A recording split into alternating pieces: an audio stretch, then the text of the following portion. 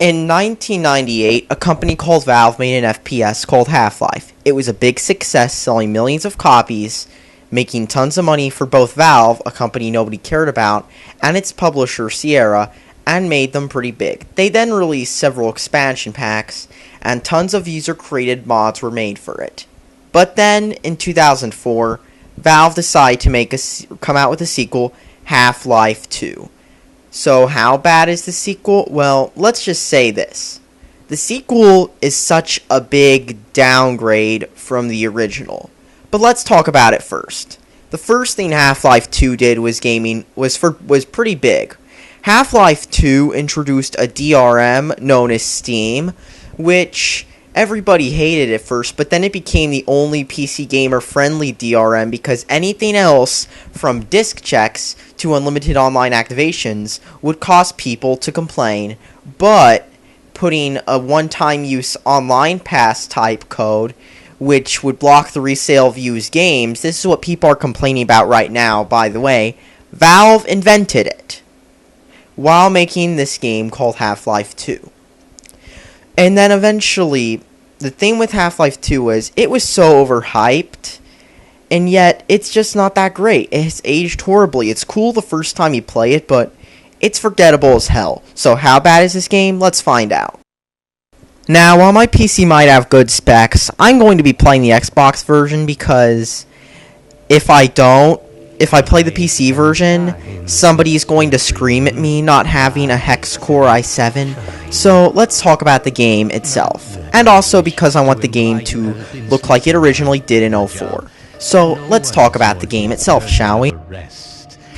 The plot is that so many years after Half-Life 1, you're awoken by the G-Man and you find yourself in some stupid train. Because after all, references to Half-Life 1 are so cool. You basically play as Gordon Freeman, a guy you never see in the original, some silent protagonist, and unlike the original where it had a more interesting plot about you in some science lab, the plot is about you in some post-Soviet state where the world's been basically taken over and turned into a post-Soviet state, into a Soviet-type state where you have to shoot guys who look like they're stormtroopers. And by the way, just look at these long loading times. Another trademark of the Source engine. But anyways, that's what you do. You basically start off trying to save some rebels because after all, the whole world is pretty much screwed and all you gotta do is shoot them and shoot the bad guys and yeah, that's all you do the whole game. The game tries to make itself look, whoa, this is so cool. I mean, this is some futuristic world, and it's like there's no stuff, and all the game is it takes place in this stupid post-Soviet place, and you just run in a straight line throughout the whole game. I mean, that's literally all you do throughout the whole game. I mean, for the first 5 to 10 minutes of the game, you find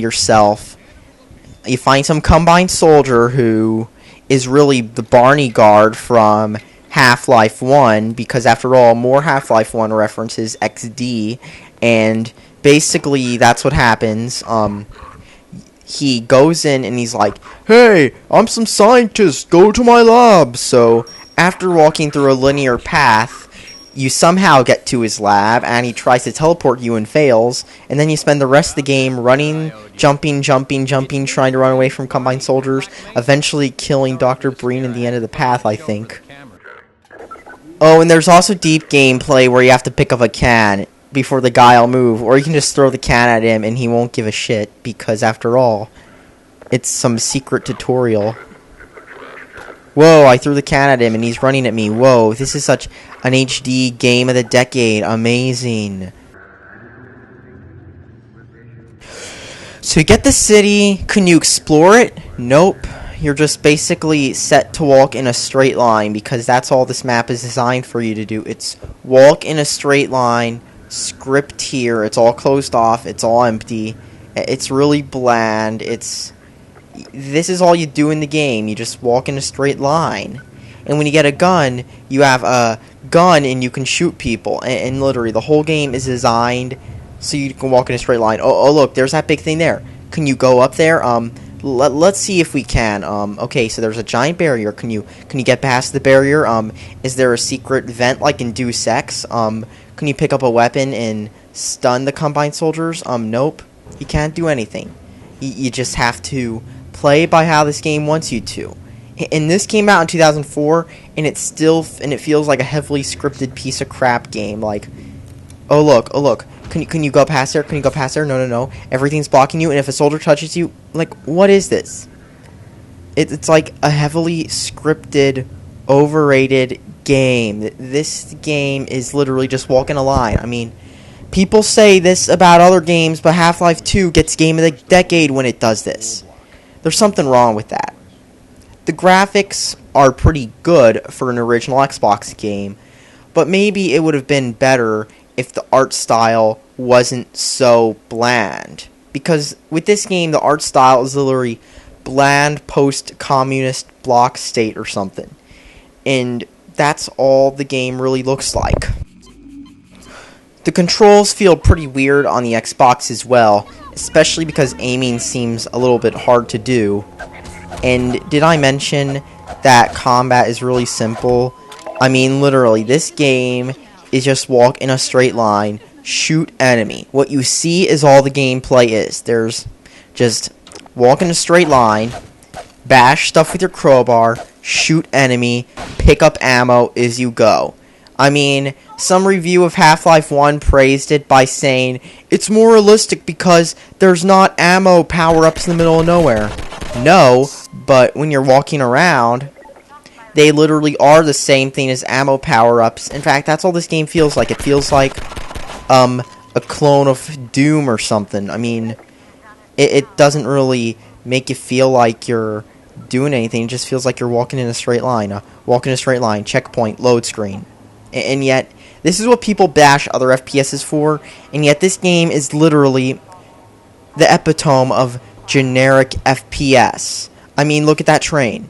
The train is proof this game is just heavily scripted. Sure, it might not have a bunch of cutscenes in once, but actually it does have cutscenes, especially the first 15 minutes or so are just you walking through Combine soldiers and eventually getting to some part where a heavily scripted Alex saves you. And I mean, seriously, this game just isn't that good. You also get a gravity gun later on, which lets you pick up and throw stuff, but you could just shoot the enemies half the time, so it doesn't really make the game any more fun. It's just and there are other games where you can pick up and throw stuff too, like Deus Ex. And one more thing about Half-Life 2. Did I mention that the multiplayer is actually $5? In Half-Life 1, it was free. In Half-Life 2, they made the multiplayer separate, even though it's literally the same as Half-Life 1's. Just a bunch of maps, and you just pick stuff up and throw it. Seriously.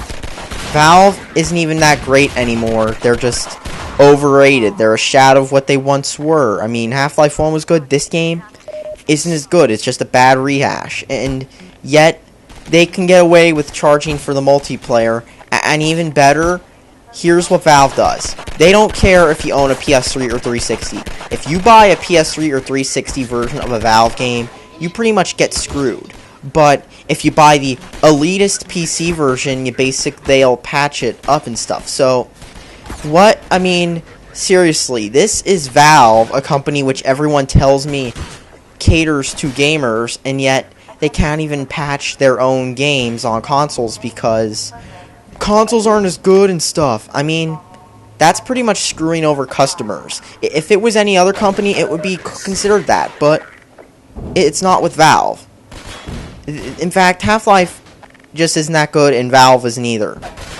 Don't buy this game. Save your money and go get better FPSs like BioShock or COD 4 or Black Ops 2, or there's so many other better FPSs. BioShock Infinite's coming out this year, and it's going to be a lot better than this game is. And Deus Ex, the first two ones were pretty good too.